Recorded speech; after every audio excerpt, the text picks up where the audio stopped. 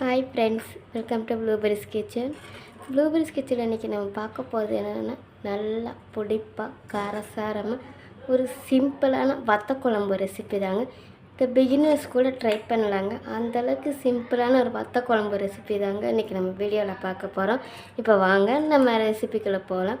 ரெசிபிக்குள்ளே போகிறதுக்கு முன்னாடி இப்போ தான் நீங்கள் ப்ளூபெரிஸ் கிச்சனை முதல் முறையாக பார்க்குறீங்கன்னா மறக்காமல் கொஞ்சம் சப்ஸ்கிரைப் பண்ணிக்கோங்க. பக்கத்தில் இருக்கிற பெல் ஐக்கானையும் ப்ரெஸ் பண்ணிக்கோங்க. அப்படின்னா தான் நான் புதுசாக வீடியோ போட்டால் நீங்கள் என்னுடைய வீடியோவை பார்க்கலாம். இப்போ வாங்க நம்ம ரெசிபிக்குள்ளே போகலாம். இப்போ நம்ம வத்த குழம்புக்கு வத்தலை கொஞ்சம் வதக்கி எடுத்துக்கலாங்க. இப்போ கொஞ்சமாக நல்லெண்ணெய் சேர்த்துக்கலாங்க. நான் இன்றைக்கி எடுத்துருக்கிறது நல்லெண்ணெய் தாங்க நான் எடுத்திருக்கேன். வத்த குழம்பு, புளிக்குழம்பு இதெல்லாம் நீங்கள் நல்லெண்ணெயில் பண்ணி பாருங்களேன், டேஸ்ட்டு சூப்பராக இருக்குங்க. இன்றைக்கி நான் எடுத்துருக்கிறது மிளகு தக்காளி வத்தல் தாங்க நான் எடுத்திருக்கேன். இப்போ இதை கொஞ்சம் வதக்கி எடுத்துக்கலாம். நம்ம வத்தலை வதக்கிட்டு குழம்பு வைக்கும்போது நமக்கு வத்தலை சாப்பிடும்போது கொஞ்சம் கசப்பு தன்மை இல்லாமல் இருக்கும். அதுக்கு தான் நான் வத்தலை வதக்கி எடுக்கிறது. இப்போ இதை நல்லா பொரிஞ்சு வந்திருக்குங்க. இப்போ இதை நம்ம வேற ஒரு பாத்திரத்துக்கு மாற்றிக்கலாம்.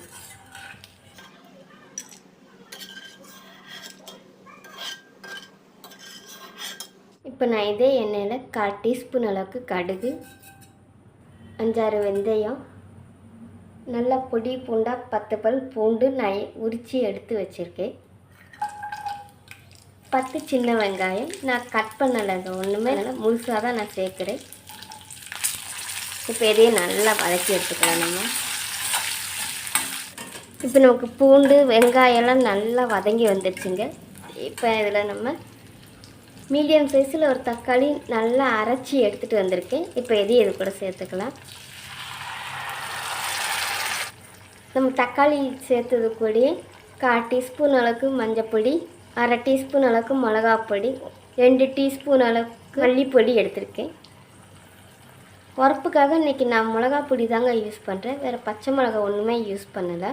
இப்போ பொடி தக்காளி எல்லாம் பச்சை வாசனை போகிற அளவுக்கு நம்ம வதக்கி எடுத்துக்கலாம். பாருங்கள், நமக்கு எண்ணெயில் நல்லா தெளிஞ்சு வந்திருக்குங்க. நம்ம சேர்த்த பொடி எல்லாம் பச்சை வாசனை போய் நல்லா எண்ணெய் தெளிஞ்சு வந்திருக்கு. இப்போ நம்ம இதில் நெல்லிக்காய் சைஸில் புளியை நான் கரைச்சி எடுத்து வச்சுருக்கேன். இப்போ எதையும் இது கூட சேர்த்துக்கலாம். இது கூட நம்ம வதக்கி வச்சுருக்கிற அந்த மிளகு தக்காளி வத்தலையும் நான் சேர்த்துக்கிறேன். 1/4 கிளாஸ் அளவுக்கு தண்ணியும் நம்ம சேர்த்துக்கலாங்க குழம்புக்கு. இப்போ நம்ம இந்த வத்த குழம்புக்கு தேவையான அளவு உப்பும் நம்ம சேர்த்துக்கலாம். இப்போ இது நல்லா கொதி வரட்டுங்க. கொதி வரவும் நம்ம இப்போ இதுக்கு உப்பு உரப்பு எல்லாமே செக் பண்ணிக்கலாம். ஒரு கொதினால் நல்லா வரணும் நமக்கு. பாருங்க ஃப்ரெண்ட்ஸ், நமக்கு இப்போ இது நல்லா கொதிக்குது. இப்போ இந்த ஸ்டேஜில் நம்ம உப்பு உரப்பு எல்லாமே செக் பண்ணிக்கலாம். கால்னால நம்ம இந்த ஸ்டேஜில் சேர்த்துக்கலாம், அதனால் ஒன்றும் இல்லை. உப்பு புளிப்பு உரப்பு எல்லாமே எனக்கு கரெக்டாக இருக்குங்க.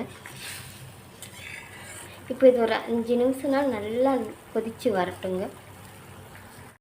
இப்போ 5 நிமிஷம் ஆயிடுச்சுங்க. இப்போ நம்மளோட அருமையான வத்த குழம்பு ரெடி ஆயிடுச்சு.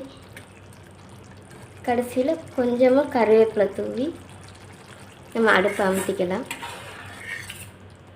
அவ்வளோதாங்க, நல்ல புளிப்பாக காரசாரமாக சிம்பிளான ஒரு வத்த குழம்பு ரெசிபி தாங்க இன்றைக்கி நம்ம வீடியோவில் பார்த்துருக்கோம்.